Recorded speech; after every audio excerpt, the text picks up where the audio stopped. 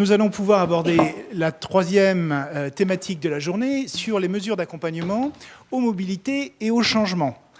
Un sujet que nous allons commencer par évoquer avec Cécile Lombard, qui est la sous-directrice des compétences et des parcours professionnels, et qui est très directement lié aux nombreuses réformes qui sont aujourd'hui engagées dans l'administration. Des réformes que vous connaissez certainement, qui sont visibles aussi bien au niveau des administrations centrales qu'au niveau des concentrés.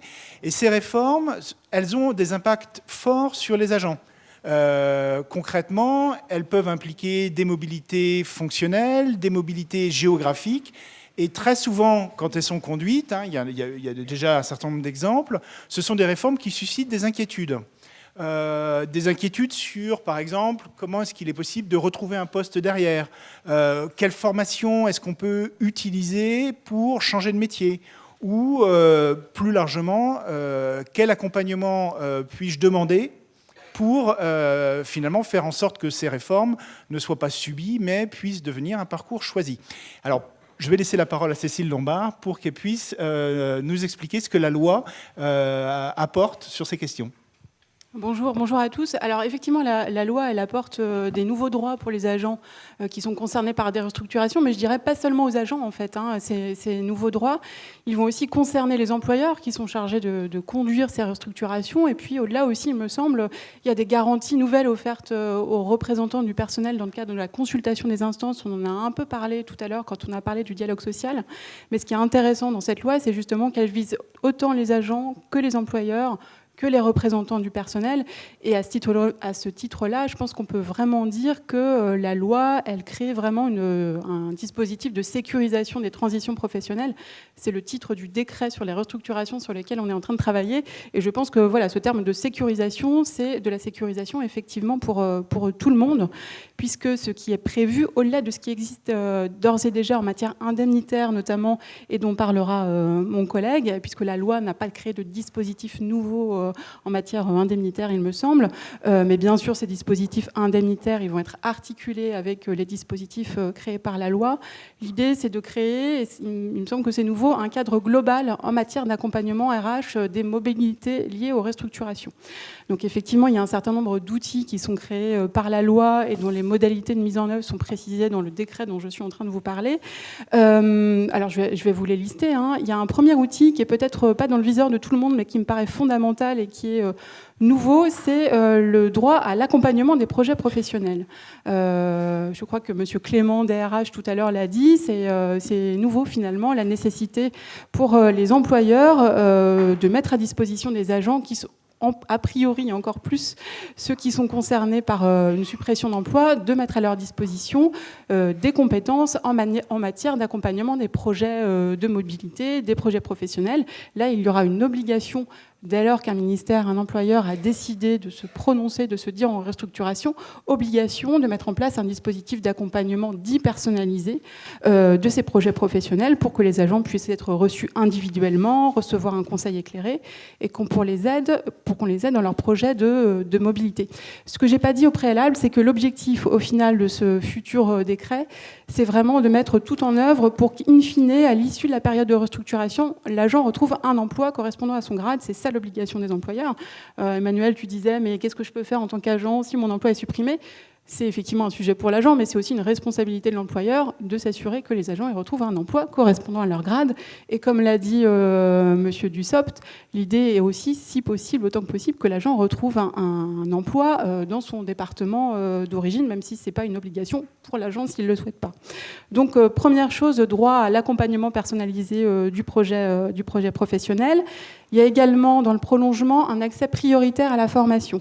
Concrètement, ça veut dire, pour ceux parmi vous qui gèrent une offre de formation, ça veut dire que le droit à aux inscriptions de formation, il est automatique, donc de droit, même s'il n'y a plus de place, même si ce n'était pas prévu, pas planifié, tout agent qui a un projet qui est concerné par une restructuration a un accès prioritaire et automatique à l'offre de formation interne.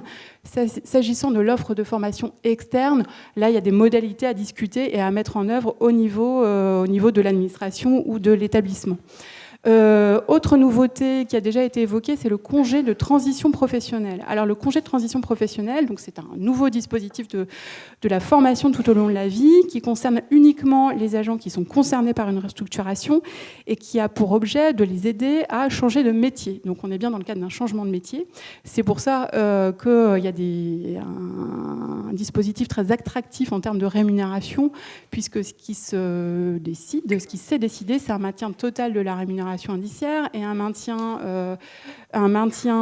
du régime indemnitaire. Alors si on enlève tout ce qui est lié à des sujétions particulières au sens très large, on va dire, un maintien de l'indemnitaire à hauteur de 80%, donc pour une durée de 12 mois maximum. Donc effectivement, c'est limité dans le temps. Et puis c'est conditionné, l'octroi de ce congé de transition pro, à un projet de formation et donc un projet professionnel qui soit cohérent et qui permette in fine à l'agent qui bénéficie de ce congé de retrouver vraiment un emploi de façon non pas certaine, mais il s'agit de faire en sorte que le projet de formation soit un peu réaliste.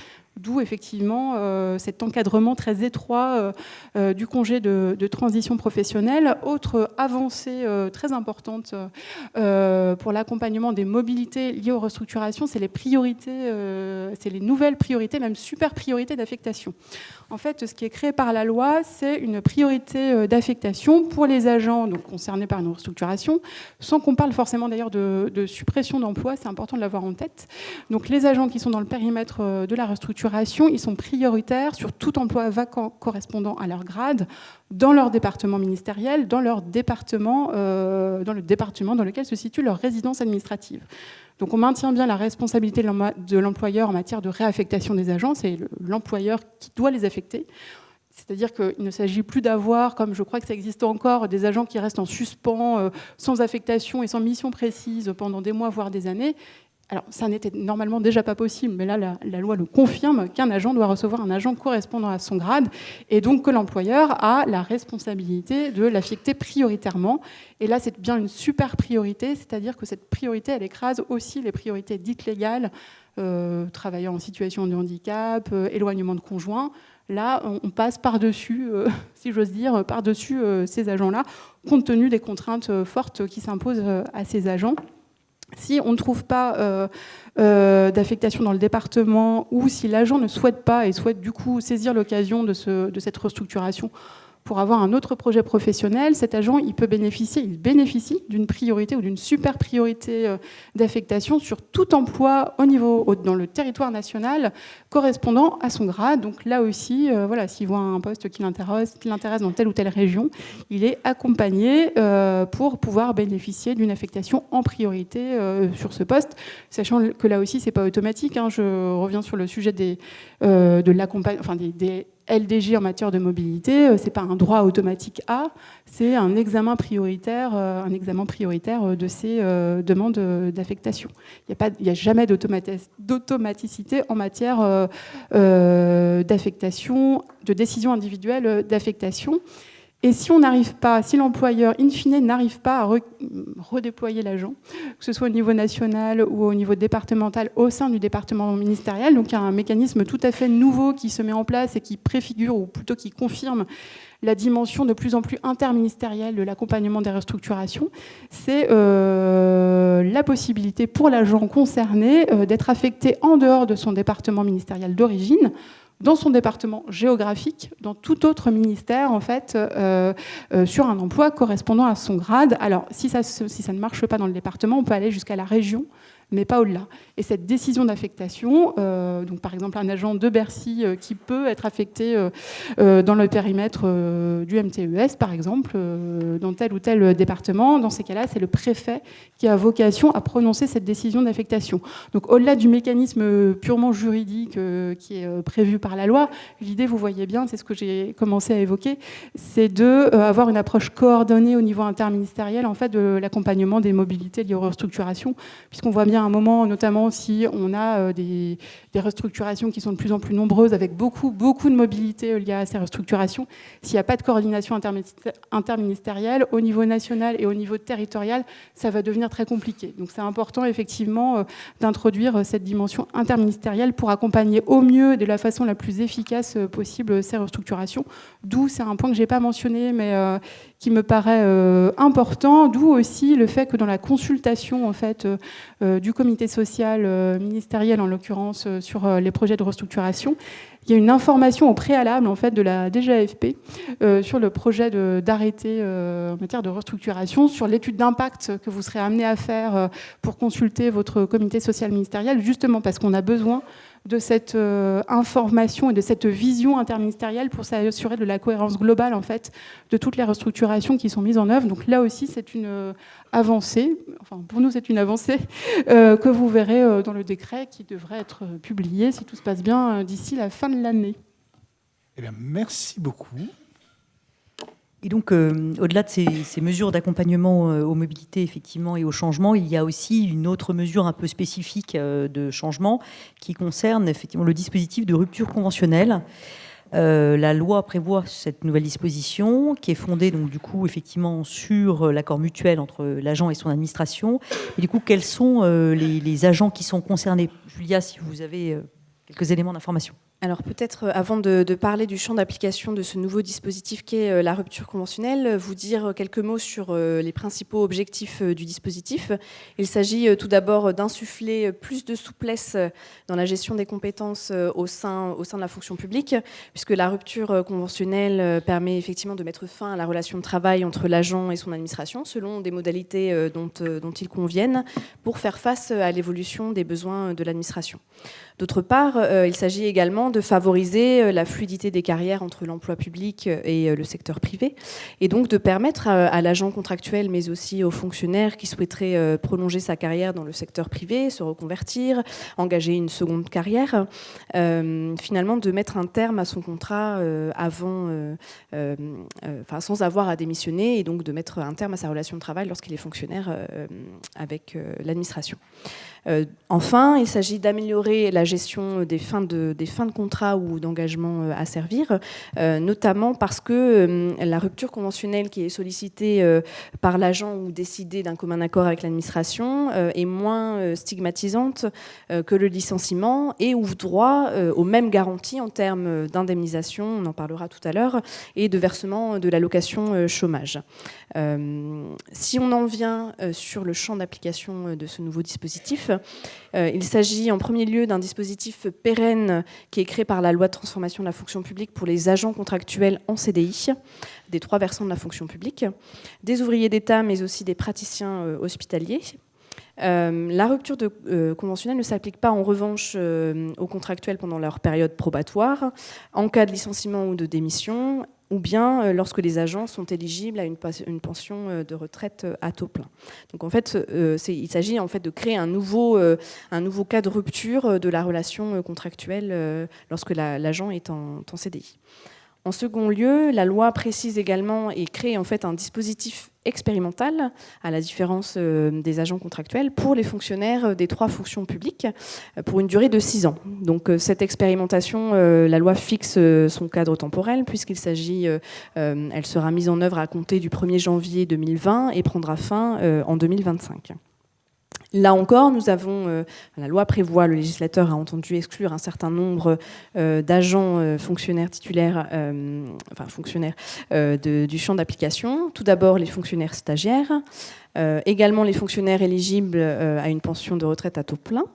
Et enfin, et on en a discuté à la pause avec un des responsables RH de la région de Normandie, si je ne me trompe pas, les fonctionnaires détachés en qualité d'agents contractuels. Puisque l'idée, c'est effectivement d'éviter tout effet d'aubaine où vous auriez un fonctionnaire qui finalement conclurait une rupture conventionnelle en tant qu'il est contractuel, fonctionnaire détaché sur contrat, et qui reviendrait dans son administration en tant qu'agent fonctionnaire.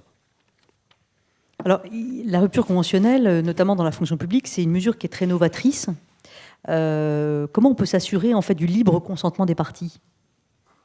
En effet, c'est un dispositif qui est novateur puisqu'on crée un nouveau motif de cessation des fonctions qui entraîne pour les fonctionnaires la radiation des cadres et la perte de la qualité de fonctionnaire. Je rappelle pour mémoire qu'il existe actuellement plusieurs motifs déjà de cessation de fonctions des fonctionnaires qui sont au nombre de 4, l'admission à la retraite bien sûr, la démission, le licenciement et la révocation.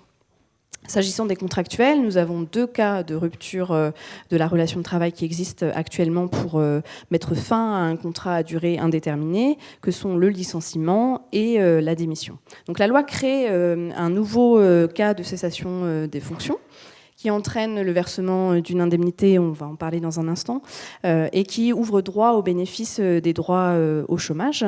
Et effectivement, le libre consentement des parties est un élément central en fait, de tout ce dispositif, puisque la rupture conventionnelle ne peut pas être imposée par l'une ou l'autre des parties.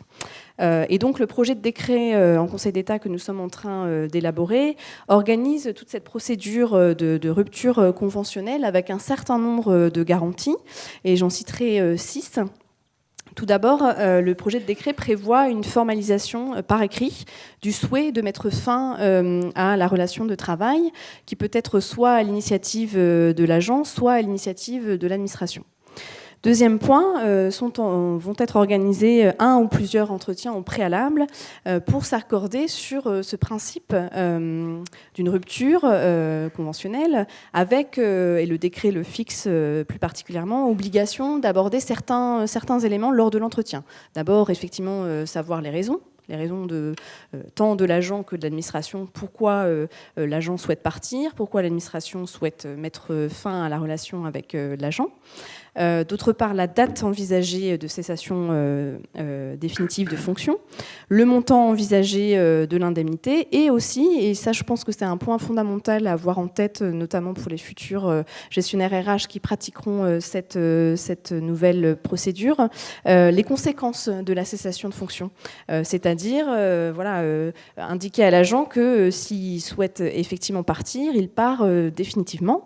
Par ailleurs, rappeler aussi à l'agent qui part dans le secteur privé, qu'il est soumis aux obligations déontologiques de départ vers le secteur privé. Donc ça, c'est important aussi de le lui rappeler.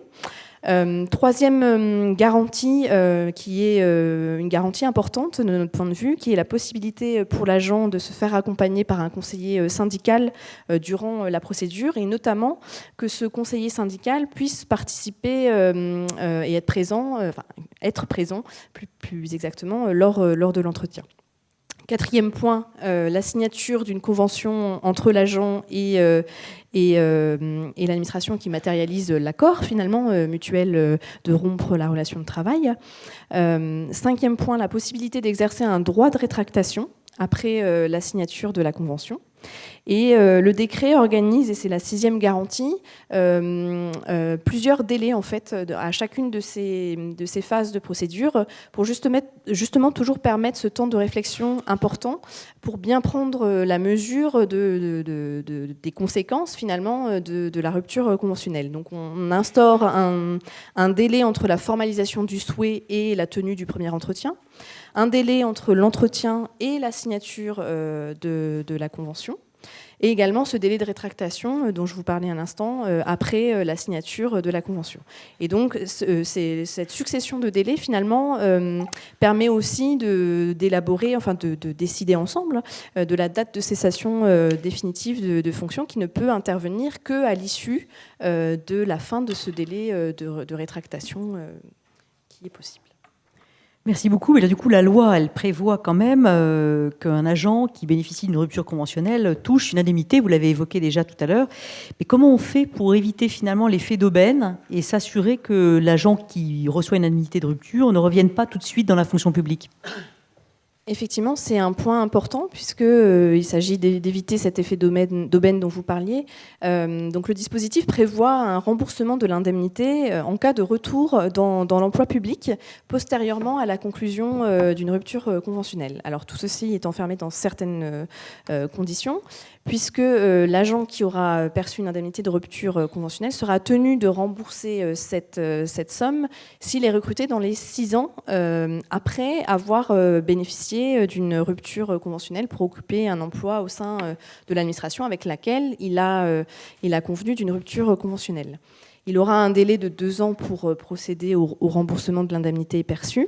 Et j'attire votre attention sur le fait que le champ d'application de cette clause de remboursement diffère selon la fonction, le versant et la fonction publique, puisque pour la fonction publique de l'État qui nous intéresse cet après-midi, le fonctionnaire qui a convenu d'une rupture conventionnelle avec une administration de l'État, avec un établissement public, devra rembourser à l'État les sommes perçues s'il est recruté pour occuper un emploi au sein de la fonction publique de l'État. C'est-à-dire qu'en fait, vous étiez au ministère économique et financier, vous ne pourrez pas être recruté, vous avez bénéficié d'une indemnité de rupture conventionnelle, vous ne pourrez pas être recruté dans un autre ministère, par exemple, pendant la durée des 6 ans. Et ça, c'est du fait de la théorie de l'employeur unique à l'État. Par ailleurs, le projet de décret prévoit, notamment pour formaliser cette clause de remboursement, la transmission d'une attestation sur l'honneur par les candidats retenus sur un emploi dans la fonction publique, de ne pas avoir bénéficié durant ces 6 ans une indemnité spécifique de rupture conventionnelle préalablement à la nomination. Alors, on parlait de tout ce qui était mesures d'accompagnement et rupture conventionnelle. Il va de soi aussi que quand on s'engage dans un projet de restructuration ou dans un projet de mobilité, la question indemnitaire est tout à fait centrale, puisque derrière ces questions, eh bien, il va y avoir la capacité de l'agent à effectivement accepter une carrière dans un autre ministère ou à accepter un déménagement. Et la réponse passe par un certain nombre de dispositifs indemnitaires, qui ne sont pas tous, d'ailleurs, du fait de la loi, qui, pour certains d'entre eux, sont plus anciens. Pour en parler, on a avec nous Rémi Masson, qui est le chef de bureau de la politique salariale et des rémunérations. Et Rémi, pour enchaîner avec la présentation de Julia, je vous propose de nous en dire plus sur l'indemnité qui est prévue pour la rupture conventionnelle, justement.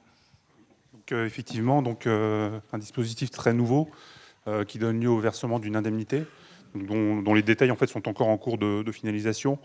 Globalement, comment fonctionnera cette indemnité? Donc, d'une part, la loi de transformation de la fonction publique prévoit un montant plancher. C'est le seul élément indiqué par la loi. Et le futur dispositif indemnitaire, en fait, précisera à la fois ce montant plancher et un montant plafond, les deux, en fait, étant corrélés à l'ancienneté de l'agent. Donc, on aura d'une part un plancher, un plafond, et en fait, à l'intérieur de cette bande passante, le montant de l'indemnité de rupture conventionnelle pourra être déterminé, donc en application soit un peu de doctrine d'emploi qui sera élaborée par les employeurs, mais il sera malgré tout fixé dans le cadre de la convention entre l'agent et son employeur. Donc il y a aussi une dimension de commun accord sur la fixation de l'indemnité. Ce qui est intéressant avec cette indemnité de rupture conventionnelle, c'est qu'elle est complétée par 2 mesures qui sont en cours d'examen au Parlement à l'heure présente. D'une part, elle sera défiscalisée, donc exonérée d'impôt sur le revenu. Donc la disposition a été adoptée en première lecture à l'Assemblée nationale. Donc cette exonération fiscale, elle sera quand même limitée, puisqu'il y a des plafonds qui sont prévus. Elle sera limitée dans la limite de 2 fois la rémunération brute annuelle, ou 50% de l'indemnité si elle est supérieure à ce montant, mais ça ne sera pas en réalité possible. Et le tout dans la limite de 6 plafonds annuels de sécurité sociale, donc soit environ un peu moins de 250 000 €. Donc ça, c'est pour l'aspect défiscalisation. Et l'indemnité sera également exonérée de prélèvements sociaux, dans la limite cependant un peu plus basse de 2 plafonds de sécurité sociale, soit environ 80 000 €. Donc ces dispositions, en fait, elles ont pour but de rendre plus lisible l'indemnité, ce qui fait qu'en fait le montant déterminé dans la convention sera effectivement celui que percevra l'agent à l'issue de la rupture conventionnelle. Et pour clarifier un petit peu le débat, est-ce que vous pourriez nous expliquer la différence qu'il y a entre la rupture conventionnelle et l'IDV, donc l'indemnité de départ volontaire? Alors la principale différence entre ces 2 dispositifs, c'est que l'indemnité de rupture conventionnelle, comme son nom l'indique, elle est conventionnelle, c'est-à-dire qu'elle résulte d'un accord entre l'agent et un agent et son employeur. Sa seule base juridique, en fait, c'est la convention. Il n'y a pas de besoin de justifier du motif pour lequel l'indemnité est versée et du motif de la rupture conventionnelle. Par contre, l'indemnité de départ volontaire, elle est assez circonscrite, puisqu'au sein de la fonction publique d'État, notamment, elle n'est versée qu'en cas de restructuration ou pour motif de création ou reprise d'entreprise. Donc on a quand même un emploi qui est assez différent sur le motif. La deuxième différence, c'est que l'indemnité de rupture conventionnelle, son montant est fixé par une convention, donc entre un plancher et un plafond, mais il est fixé par une convention, tandis que pour l'IDV, le montant de l'indemnité en fait, est un barème interministériel qui s'applique à tous les agents se trouvant dans la situation de restructuration, par exemple. Donc on a deux situations différentes, une indemnité qui est un outil très personnalisé, en fait, qui n'est pas forcément lié à une situation de restructuration, qui peut être versée dans le cadre de tout autre motif. Par contre, l'IDV, elle est liée vraiment à une situation qui s'impose un peu à l'agent, notamment dans le cadre d'une restructuration. Et justement, sur ce cadre des restructurations, on sait qu'il y a d'autres outils qui sont mobilisables, la PRS par exemple, ou le CIA, le complément indemnitaire d'accompagnement. Est-ce que la loi a eu un impact sur ces outils et surtout, comment est-ce qu'ils sont mobilisables finalement ? Alors effectivement, les autres outils d'accompagnement des mobilités, qui sont essentiellement centrés sur la restructuration, existaient préalablement à la loi. Donc la loi n'a pas créé de nouveaux outils proprement dit, à l'exception peut-être de la dimension indemnitaire du congé de transition professionnelle, dont je reparlerai peut-être après. Mais effectivement, donc les trois principaux outils d'accompagnement des restructurations, donc l'indemnité de départ volontaire dont on vient de parler, la prime de restructuration de services qui vise à accompagner les mobilités géographiques, en cas par exemple de déménagement d'un service ou de fermeture d'un service, pour accompagner les agents qui changent de résidence administrative. Et le troisième, c'est le complément indemnitaire d'accompagnement qui, lui, vise plutôt à accompagner les changements d'employeur. Donc pour l'IDV, donc elle n'a pas été, l'IDV restructuration n'a pas été modifiée par la loi de transformation de la fonction publique. Néanmoins, la loi de transformation de la fonction publique l'a complétée en ouvrant aux agents percevant cette IDV le bénéfice de l'allocation de retour à l'emploi. Donc ce qui donne quand même une attractivité supplémentaire au dispositif. S'agissant de la PRS et du CIA, en fait, ces deux outils ont également été modifiés, mais là, d'un point de vue réglementaire, parallèlement à l'élaboration du projet de loi. Dans le cadre de la PRS, son barème a été interministérialisé. Ça a été également le cas de l'IDV.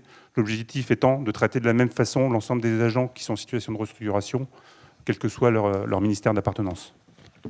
Et enfin, s'agissant du CIA, l'outil a également été amélioré dans le sens où ce n'est plus seulement la rémunération indemnitaire qui est garantie, mais l'ensemble de la rémunération. Donc, ce qui peut avoir un effet lorsque, par exemple, un agent qui est concerné, qui est restructuré, trouve un poste, par exemple, dans un autre employeur de l'État ou dans une collectivité territoriale, mais avec un impact, par exemple, sur sa rémunération indiciaire. On peut imaginer aussi des différences de grille. Donc là, le nouveau CIA, entre guillemets, permet de traiter ces différences de rémunération indiciaire et indemnitaire. Et donc, il fonctionne sur une période de 2 fois 3 ans, c'est ça ? Et il fonctionne sur une période de 2 fois 3 ans, tout à fait. Sur l'activation de ces dispositifs, en fait, les ministères sont tout à fait libres de choisir les dispositifs qu'ils veulent activer. Les 3 dispositifs peuvent être activés séparément. On peut très bien décider de ne favoriser que les mobilités géographiques en activant que la PRS, ou, à contrario, d'élargir à tous les outils. La seule contrainte, entre guillemets, c'est la prise d'un arrêté ministériel qui définit le périmètre de l'opération de restructuration. Et dès lors que le poste de l'agent est concerné par ce périmètre, les outils activés en fait, sont ouverts au bénéfice de l'agent. Voilà. Merci beaucoup. Et maintenant, il est temps de passer à la dernière séquence. La dernière séquence, du coup, je me tourne vers vous, Monsieur Pascal Bernard. Vous êtes directeur des ressources humaines et au secrétariat général des ministères des Affaires sociales. Et vous allez être amené sans doute à employer aussi ces nouveaux outils que la loi de transformation de la fonction publique a instaurés. Donc, pouvez-vous nous dire un petit peu de quelle manière vous comptez procéder ? Écoutez, merci. Bonjour à toutes et à tous. Moi, je suis récent dans la fonction publique puisque je suis arrivé... Enfin, je fais de la fonction publique. Je suis fonctionnaire d'origine, mais j'ai fait un détour par le secteur privé et je suis revenu, voilà, exactement 1 an dans la fonction publique comme DRH des ministères sociaux. Donc nous sommes très impactés effectivement par la réforme de l'OTE, l'organisation territoriale de l'État, ce qui fait qu'on a déjà commencé à bien activer au fil des textes et des décrets qui paraissent pour mettre en œuvre et déployer la loi fonction publique. On participe avec la DGAFP, qu'on en remercie, parce qu'on a vraiment un bon niveau de collaboration. Je ne dis pas ça pour failloter, mais parce que je le pense réellement. Voilà. Alors moi, je voulais juste dire 2 mots sur la rupture conventionnelle. D'abord, on se félicite que la loi de transformation de la fonction publique ait activé cette disposition. Mais j'insiste, cette disposition, c'est pas l'arme atomique, mais c'est pas n'importe quoi. Il faut la manier, je dirais, avec célérité et précaution. Dans le privé, quand on l'a mise en œuvre, voilà une dizaine d'années, on se demandait ce que ça allait donner. Là, 10 ans plus tard, le succès est au rendez-vous. Hein. En 2018, il y a eu 430 000 ruptures conventionnelles. Donc une augmentation de, je ne sais pas si c'est 6 ou 7%, et ça augmente chaque année. Et au départ, cet outil de rupture conventionnelle était surtout utilisé dans l'industrie. C'était les ingénieurs qui demandaient à partir. Là, la plus grosse progression de 2017 à 2018, elle a été connue dans un milieu qui ressemble le plus à celui de la fonction publique, celui des services. Donc 430, je ne dis pas qu'il y aura 430 000 ruptures conventionnelles dans la fonction publique dès 2020, mais je dis qu'il faut quand même regarder ça avec vigilance. D'autant plus que dans le privé, la rupture conventionnelle a été soit bien ressentie, bien vécue, mais pour certains collègues DRH, ça a été leur pire cauchemar, parce que les gens qui viennent vous demander la rupture conventionnelle, ce n'est pas forcément ceux auxquels qu'on souhaiterait voir partir. Et là, quand on regarde les chiffres, dans le privé, les gens qui demandent à partir sont souvent des jeunes qui sont plutôt sur des trajectoires ascendantes dans lesquelles l'entreprise a investi en formation, en compétences.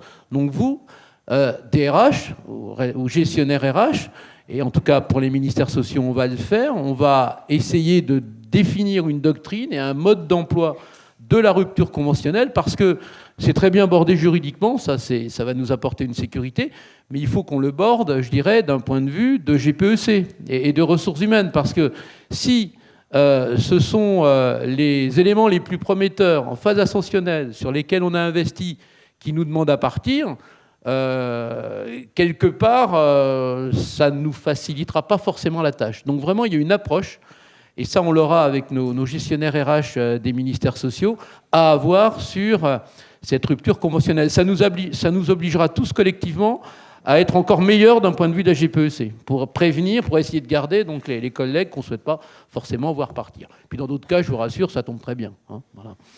Ça, c'était sur la rupture conventionnelle. Sur les autres dispositifs, bah écoutez, là, on les active en plein, puisque l'OTE dans les ministères sociaux, c'est la fusion des réseaux travail et cohésion sociale, et puis c'est le départ au ministère de l'Éducation nationale de la partie jeunesse et sport. Donc on est sur le champ de bataille au milieu de tous ces événements qu'on essaie d'organiser et de maîtriser. Donc la première chose qu'on a faite, c'est la négociation. On a mis en chantier la négociation d'un protocole d'accompagnement, parce qu'on pense que il y a des guides d'accompagnement RH qui sont très bien faits et sur lesquels on s'appuie. Mais on pense qu'embarquer les partenaires sociaux avec nous dans une négociation pour bien forger, analyser et déployer tous les dispositifs qu'on va mobiliser, ça a un effet pédagogique et ça va donner plus de force à toute l'action d'accompagnement qu'on est en train de mettre en œuvre, parce qu'on va essayer de s'en servir comme une démarche managériale. On mobilise pas mal de fonds du FIR, Fonds d'innovation RH, pour former nos managers, notamment à l'intelligence relationnelle ou émotionnelle, de façon à ce que dans le milieu, dans ce cadre de changement qui leur tombe dessus, bah, ils arrivent à faire face et à maîtriser le mieux possible. Et ça, c'est pas évident. On l'a dit au départ, le ministre l'a dit. La fonction publique, c'est quand même pas mal de réformes qui se sont succédées. Hein. Donc là, il importe que nos managers, qui sont quand même, et ça a été dit aussi, la cheville ouvrière du système, puissent s'y retrouver, tenir la route. Donc là, on a beaucoup investi sur eux en termes de formation managériale, beaucoup investi sur les équipes aussi, avec énormément de coaching individuel et de coaching d'équipe. Donc là, on vient de réformer, de faire évoluer la DRH des ministères sociaux. Il y a un des départements qui est devenu l'un des plus importants. C'est tout ce qui est département intelligence collective et accompagnement collectif et individuel à base de coaching, d'espace de discussion, etc., etc. Je vous le disais, on s'est déclaré donc en situation de restructuration pour mobiliser tous les outils que vous nous avez signalés. Donc là-dessus, on va les activer, pas tous à la fois, hein, mais en fonction des situations. Et puis ce qui est important, c'est que quand des réseaux fusionnent, et ça je le vois avec les préfigurateurs qu'on a nommés, il est important que ça ne soit pas l'OPA d'un réseau sur un autre. Ce n'est pas le travail ou la cohésion sociale qui prennent le lead sur leurs petits copains. C'est vraiment une fusion. Ça doit être une fusion pour qu'on bâtisse quelque chose de nouveau où l'un des protagonistes ne se sente pas absorbé et nié par l'autre. Donc, pour moi, on va se servir au moins autant des leviers managériaux de la loi que des leviers d'accompagnement pur et dur et de restructuration financier. Voilà, j'étais un peu long, je m'arrête. Merci beaucoup. Est-ce que ça appelle des réactions de votre part? Alors, je sais qu'on arrive au terme, mais est-ce que vous avez des questions sur ces mesures d'accompagnement et la manière dont il faut les comprendre?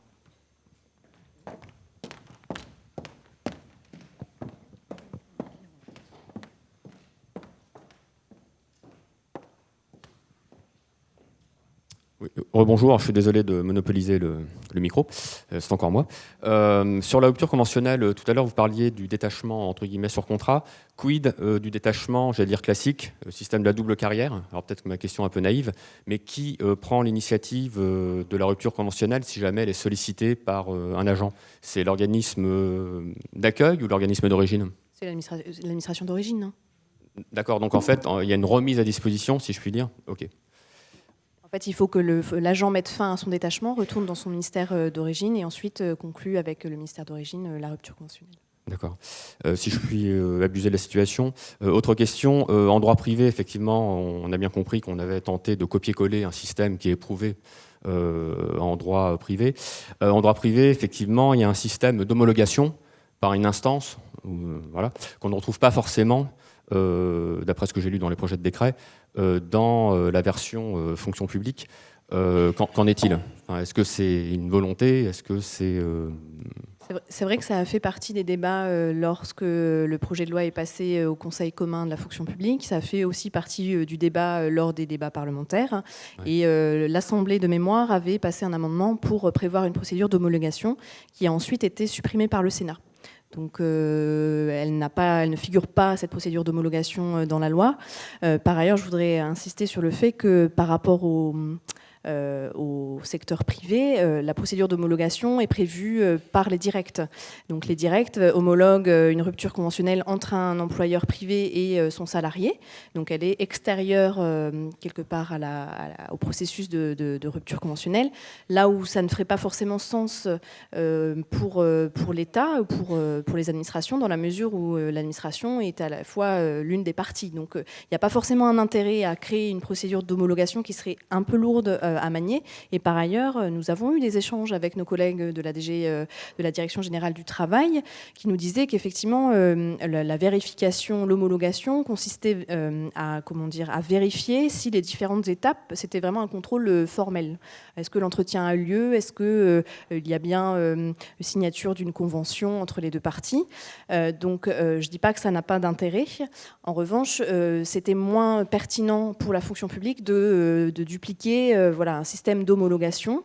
Homologation par qui? Et par ailleurs, peut-être un point que je n'avais pas abordé lors de ma présentation, effectivement, lorsque l'agent et l'administration décident d'un commun accord de faire une rupture conventionnelle, il y a effectivement la signature d'une convention. Et dans cette convention, on prévoit plusieurs des éléments obligatoires, en fait. Donc vous avez à la fois le montant de l'indemnité spécifique, la date de cessation définitive des fonctions, et également, puisque le projet de décret prévoit un arrêté avec du ministre chargé de la fonction publique pour créer quelque part un modèle type de convention pour permettre justement aux employeurs et aux gestionnaires RH d'avoir un cadrage quelque part pour qu'on puisse avoir une application uniforme du dispositif.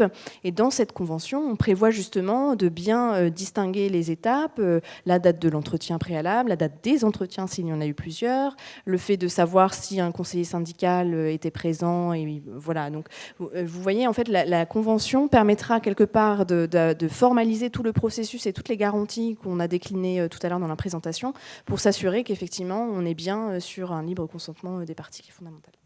Ok, merci beaucoup.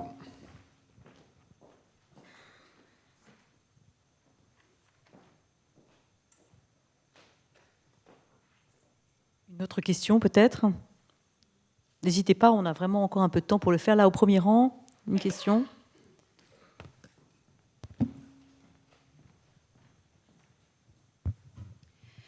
Oui, moi je travaille au Centre de valorisation des ressources humaines, donc, qui dépend de Jacques Clément, qui est intervenu tout à l'heure.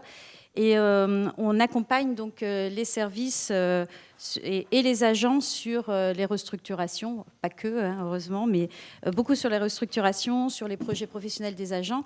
Et vous avez dit tout à l'heure qu'il y aurait donc pour toute restructuration un droit, enfin que le décret allait instaurer un droit à l'accompagnement des projets professionnels. Alors moi j'aimerais bien savoir qui va accompagner ces agents. Alors, j'en ai une petite idée pour nos ministères, hein, puisque pour notre pôle ministériel, je vois bien comment ça se passe, mais pour les autres ministères qui n'ont pas forcément de structure d'accompagnement, comment ça va se passer ? Alors, le projet de texte, il n'est pas prescriptif en la matière. On avait été un peu plus précis dans la rédaction initiale, mais pour le coup, les ministères nous ont fait valoir à juste titre la diversité de leurs organisations en matière d'accompagnement des projets professionnels, la diversité aussi des niveaux de maturité en fait sur ces questions-là. Donc on ne dit rien de précis sur qui le fait. En revanche, et effectivement en CVRH, alors il y a la dimension formation, effectivement, mais la notion d'accompagnement et d'aide à l'élaboration d'un projet professionnel et l'identification des actions de formation adéquates ou adaptées, pour moi, c'est deux choses. Enfin, tout est lié, mais voilà, on distingue bien formation et accompagnement dans l'ensemble d'un projet professionnel pertinent. Donc, ce qu'on dit simplement dans le texte, c'est qu'une organisation doit être mise en place. Voilà, le comité social doit être informé de l'organisation mise en place et les agents doivent être informés également par tout moyen adapté de l'organisation. Ça veut dire aussi de leur interlocuteur en fait. Voilà, c'est pas juste dire on a des CVRH et voyez avec eux. C'est dire ce qu'ils font exactement, où on les contacte, quels sont les noms. Donc on va assez loin dans le niveau de structuration demandé aux employeurs, mais on ne dit pas qui. Et je vais peut-être ajouter en complément que quand on examine un dossier de restructuration, par exemple pour les besoins de financement et les dossiers de fonds d'accompagnement interministériel RH, la première chose qui est examinée, c'est justement la gouvernance mise en place, le rôle des différents acteurs, la personne ou les personnes qui prendront en charge les besoins d'accompagnement. Donc c'est pour le coup souvent fait au cas par cas en fonction de la réforme. Donc la réponse qui a pu être faite pour les secrétariats généraux communs ne sera pas forcément la même que celle pour les DDI de l'insertion, de la cohésion sociale, du travail et de l'emploi. Donc c'est vraiment, mais en tout cas ce travail-là, pour l'instant en tout cas, indépendamment des efforts généraux qui sont faits pour une montée en gamme de tous les ministères, sont conduits aussi projet par projet quasiment.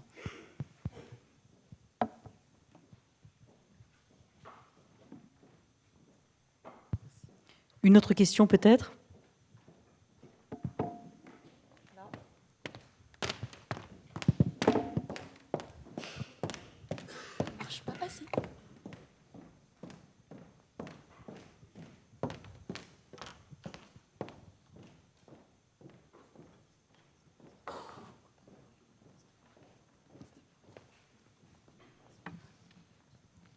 Merci, bonjour. Une petite question concernant la rupture conventionnelle. Doit-elle être motivée dans le cas, par exemple, de la demande d'un agent? Et si un ministère se trouve devant un afflux de demandes, comment les priorités ou certains arbitrages peuvent être faits?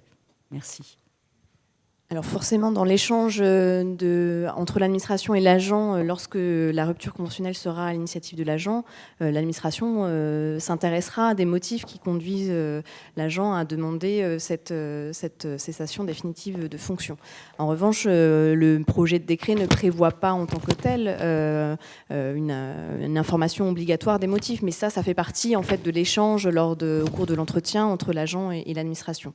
Après, sur la doctrine d'emploi, puisque c'est quelque part ce que vous pointez dans votre deuxième question, je crois que M. Clément y a en partie répondu. C'est effectivement au ministère aussi de créer une doctrine d'emploi de la rupture conventionnelle. Et par ailleurs, j'ai envie de dire, il y aura aussi quelque part une limitation budgétaire, puisqu'il faut que effectivement l'indemnité de rupture conventionnelle, si on fait face à un afflux de demandes, puisse rentrer aussi dans le plafond fixé des indemnités indemnités. Et donc c'est aussi ce travail, un nouveau travail pour les DRH, les gestionnaires RH, que de regarder et de pouvoir arbitrer en fonction de ces différents paramètres, sachant qu'effectivement, elle peut toujours, l'administration, refuser la demande de l'agent, puisqu'on est bien sur une recherche d'accord mutuel. Donc l'administration pourra toujours refuser le départ d'un agent.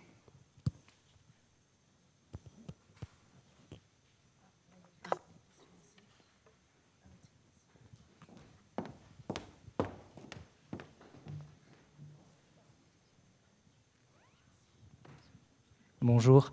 Justement, pour prolonger et voire vous provoquer, l'administration sur la rupture conventionnelle, je travaille dans éducation nationale, un service métier RH, dans un département justement plutôt défavorisé.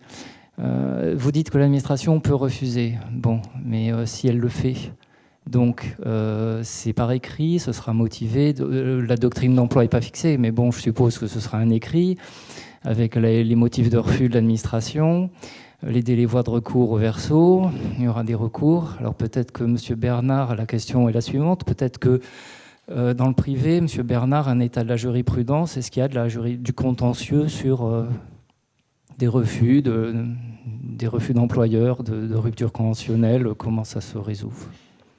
Ça suppose, comme on l'a dit, ça suppose un accord des deux parties, sinon c'est plus conventionnel, ou c'est une démission, ou c'est voilà.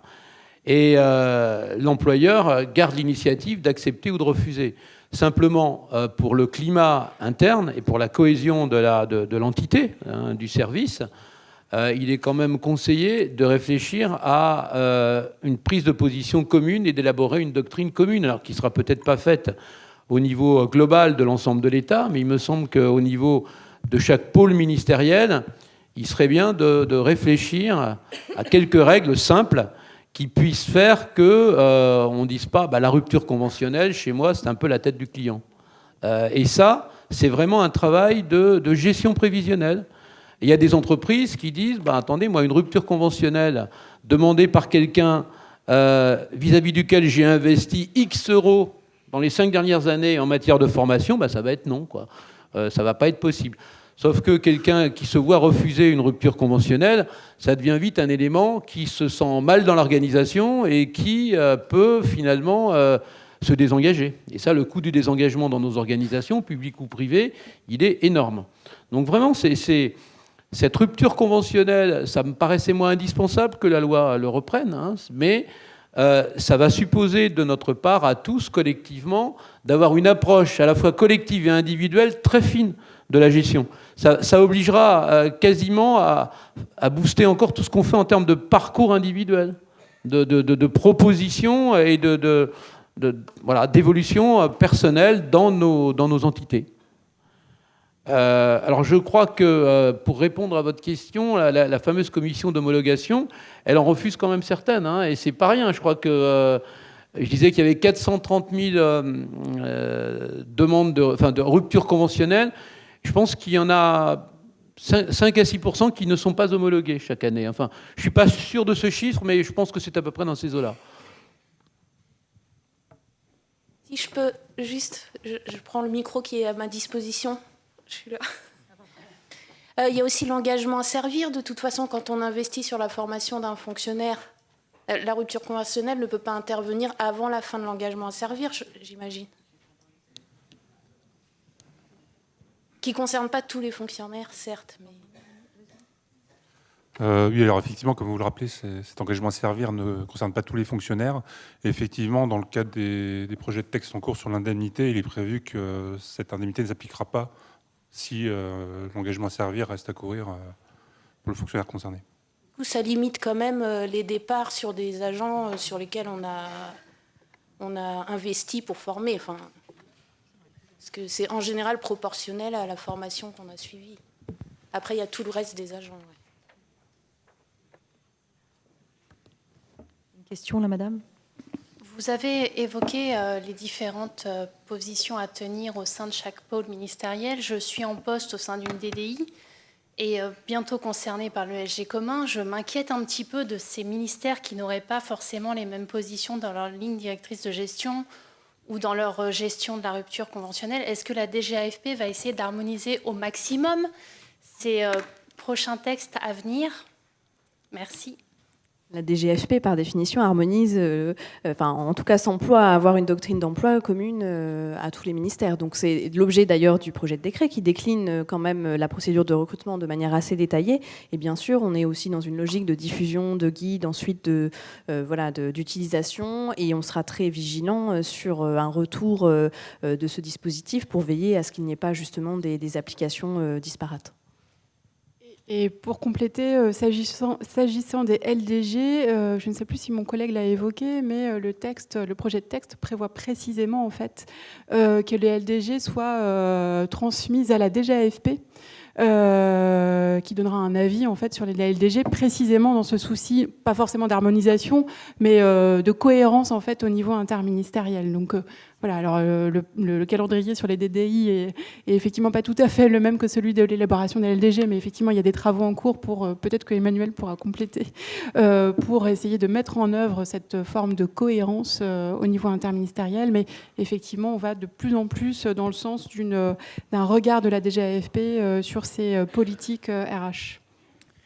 Et du coup, j'enchaîne sur le sujet particulier des DDI. C'est vrai que ça n'est pas traité pour le sujet spécifique de la rupture conventionnelle, mais pour le sujet plus général de l'harmonisation des pratiques RH, où clairement on sent bien que si on veut que les secrétaires généraux communs puissent atteindre leurs objectifs, alors il va être nécessaire au maximum de rechercher une harmonisation des pratiques, en restant conscient cependant que chaque fois qu'on parle d'harmonisation, on se heurte aussi à des historiques et à des spécifiques ministériels qui ont très souvent leur raison d'être, et donc ce sont souvent des chantiers de longue durée.